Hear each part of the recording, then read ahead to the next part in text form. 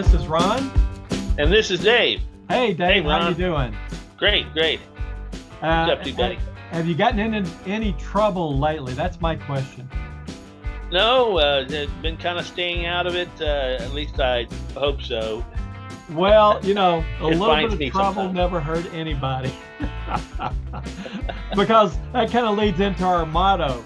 Maybe you're not looking hard enough, right? If you're not getting into a little bit of trouble. Yep, if you're not finding. Yeah, if you're not Yeah. looking, you're not finding. Yeah. So we're going to be quick about this and just jump right into it. I have something really quick to share on a this find I found perhaps about a year ago, but it's just representative of being aware of what you're looking at. So I'm going to flip this up here so that everybody can see it. David, can you describe what you're seeing? Yes, I'm seeing a block of stamps. Looks like birds. Certainly U.S. stamps. And what value are we looking at 20 there? cents, I believe, on each one. 20-cent stamps. So they're state bird stamps.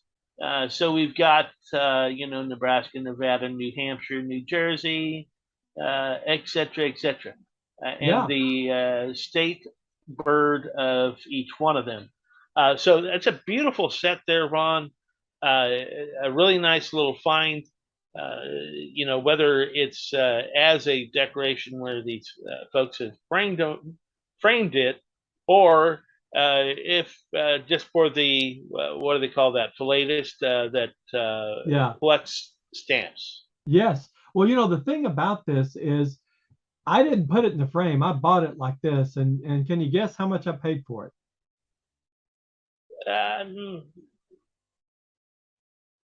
$5.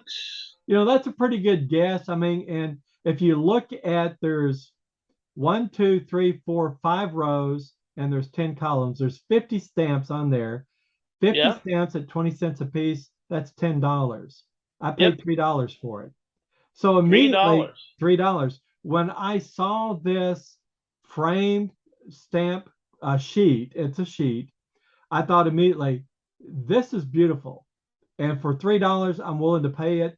And on top of that, if I needed postage, although I would never do it, this is money in the bank. Well, Rob, that's an interesting thing that you say there, and that's because at one point in time, stamps were used for money. That's true. In the 1800s, they were especially. So it's kind of interesting. I thought it'd be quick to share.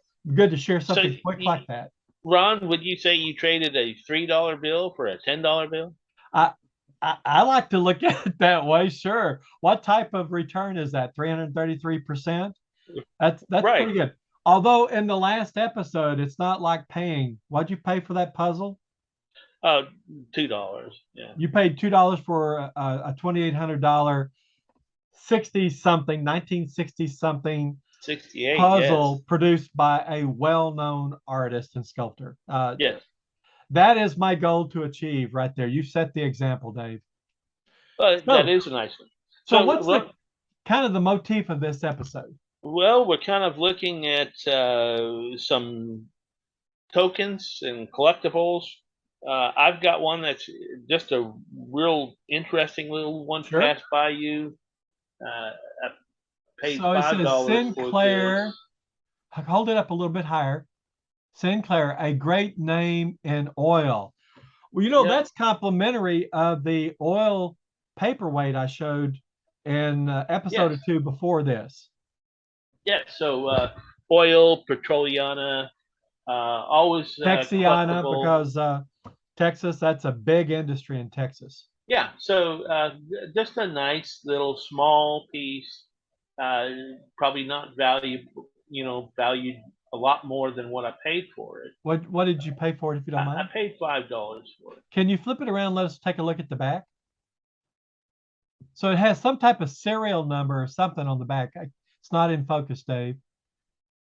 I'm not sure if we're going to be able to read it. Tilt it up a bit. Okay, it's too much shadow. Can you tell us what it says on the back? Let's take a look. I think I need to loop myself. You're not showing your age, are you, David? Right. So it says Hyde Park. So Hyde apparently Hyde Park. Park, yeah, Hyde Park is pretty famous in itself, right? Yeah, yeah. Interesting relic. That's Yes. that's something that somebody that collects a lot of petroleum related memorabilia would probably love to lay their hands on. And Yeah. $5, I think that's a pretty good value. This little, tchotchke table piece. Yeah, I'm going to go and just see if I can look it up right quick on eBay. So it was Sinclair oil, Yep.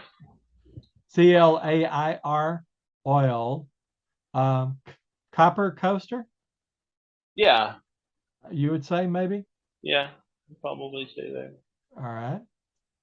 So, hey, I found it exactly. Now, this is not sold, but it's listed for $25, that single one. Let's go to Okay. sold and see if we can show anything on sold there. Um, there it is, sold. No, I'm going to go back to unsold and just kind of hold my phone up there so people can see it. Yeah, I don't expect this to have a lot of value. And largely, yeah, we can see that there, Ron. Good, good. Thank you, Ron. Yeah. That's it exactly. But Sinclair is uh, I don't. They're not a lot of their product. They did a lot of promotional product, and they have a lot more recent product than uh, other oil companies. Mhm. I'm Um, curious, are they British based, perhaps? Sinclair, Mhm. Seems as like far when as I I was know, they over in might have Great been the Britain, U.S.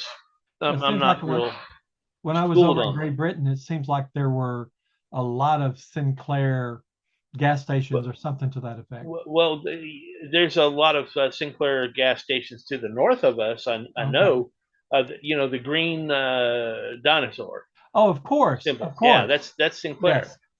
Now that's what rings the bell, of course. All right. Well, that's an interesting way to start this episode out. Shall we go on and let me be first and show? I Yes, need to tell a story. please do, Ron.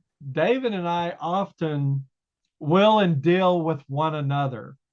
And I have to say that it's always good buying things from your friends because it's one of those things where if they can benefit and you can benefit, it works out for everybody. There's a winner all the way around.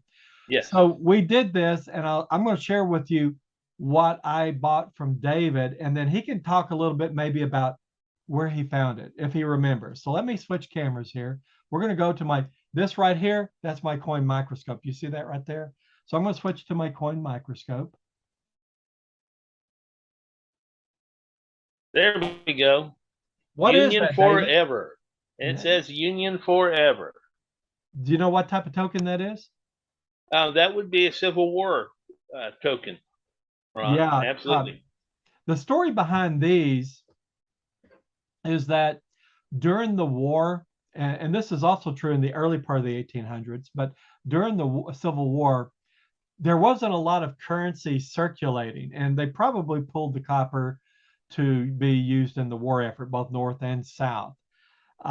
And so, in order to facilitate trade and sales, a lot of companies began to put out what they called store cards or tokens, and they were like little rounds about the size of at that time, an Indian cent, right? Um, and they used them to make change. And so there was a lot of them out there. And so since it wasn't being put out by the government, they began to put out mottos on these Civil War tokens that would show their support either for the Union or for the Confederacy. The idea that the companies had to put out these tokens to make change to enhance commerce, the ability to make sales and promote commerce is not novel. It happens around different parts of the world. There's And store money, right, yeah, Ron? it's store money. You could even say some mining companies would pay their miners and store credit, and they would buy their Yes. groceries and buy their clothes and pay their rent with that type of store They credit. call it company script, I believe, right? Company script, yeah. But that that can always be abused. And so Yeah. the U.S. government legally, you can't print or mint things to be used as money. Only the government can do that. Ron, what's the other side of the coin look like? Okay, well, before we go there, it's a good point. Do you Do have something to point out yeah, on the reverse here? can you see the orientation of the staples?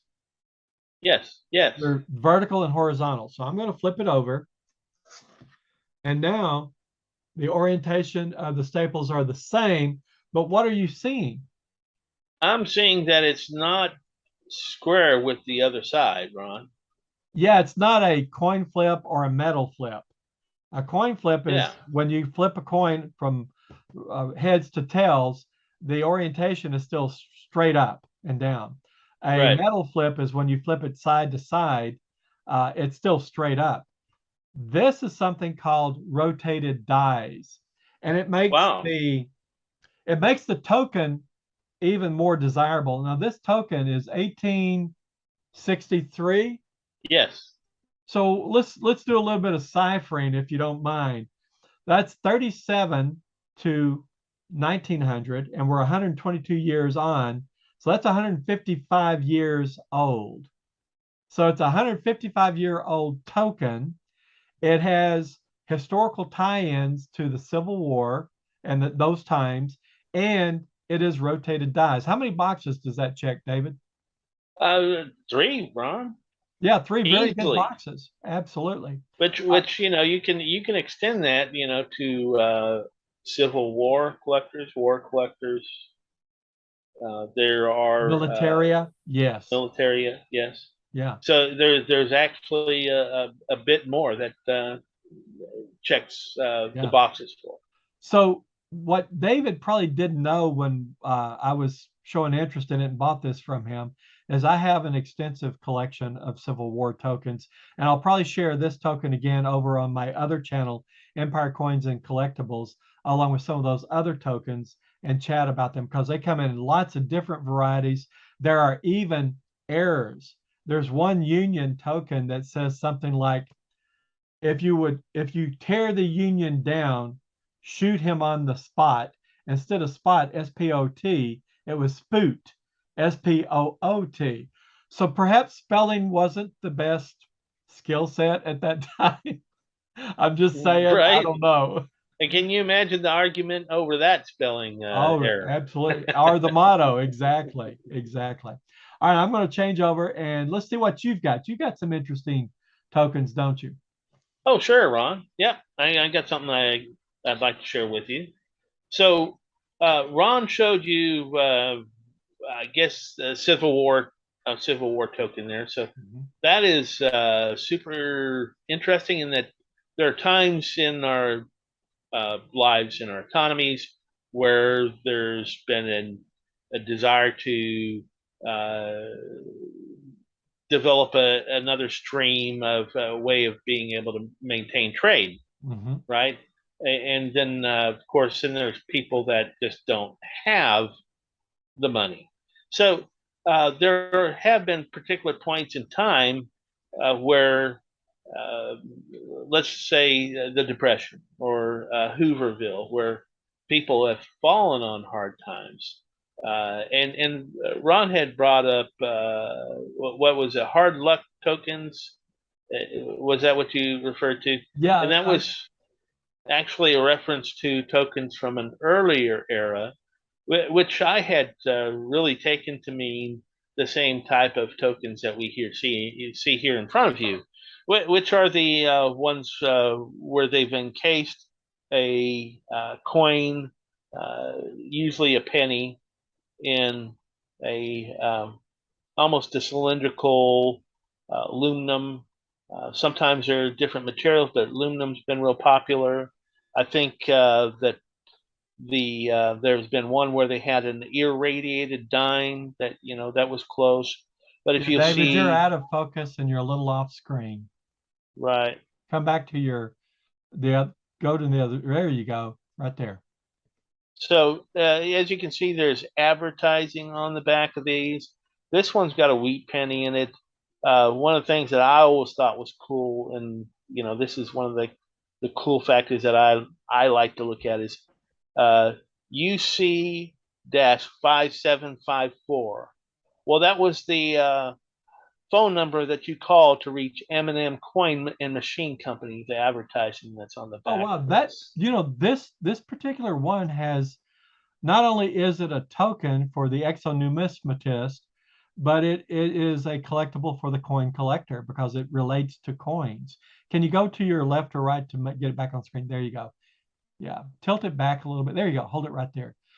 It looks like there's a maybe something like a four-leaf clover. I'm not sure what that is. Yeah, it's supposed to be a four-leaf clover, and it things like say things like "I bring good luck," uh, "Keep me and you'll never go broke," and that was a motto that you'll see that's common on these. And the thought behind that is, if you have this in your pocket, no matter how far down on your luck you are, you'll never be broke. So, David, I So have a very important question that me and the viewers want to know. Did you have that good luck token in your pocket when you found the puzzle sculpture? no, no, I just keep looking, Ron. I Yeah, just keep yeah. looking, All right. and I try to sharpen my eye and have an open mind when I look at things because I'm down so with many it. times so many times you create your own trap by Go back a little bit, Dave. You're too close. Go back a little you bit more. you Okay, now just create a hold it. trap by and it says There it is. Good. Very good. oh,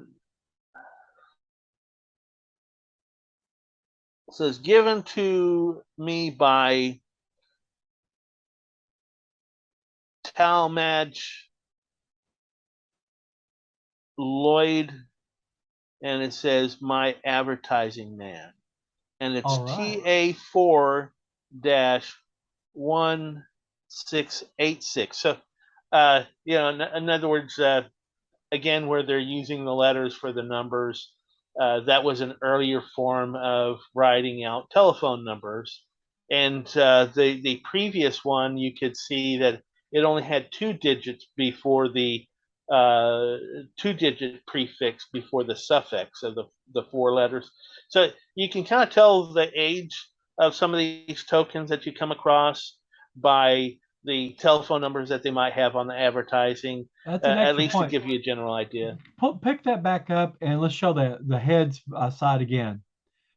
So that's a very good point that you make because we know that what's the date on that penny? Hold it up there a little bit closer so we see Yes, it. and the date on this penny, Can't see it. Okay, it's 1966. let's So get we back into the know loop here. we know that that token Yes, was put, 1966, Ron. yeah, we know that that token was put out at least in 1966 or sometime shortly thereafter. And I can remember when I was growing up in the 60s, our phone number started out Franklin, Right, right. FR, and then five digits. So And yes, so I never thought about what you just said. You could get an idea if you didn't have the date about when that token was issued just by looking at the content of the information being provided. yeah. Or if you got the date in the coin, which is always nice. This is the 1948 on this particular one. Let's see if we can a bit more. There it is. Good. And then the last one here. Let's see. Let's get the date first here. Is 1950. I'll hold it right there. Go to your right. Okay, right there. Oh, that's beautiful. Yes. Keep me and never go broke. Good luck. And to And it's four leaf got the clover. four-leaf clover. Now, I'd love that.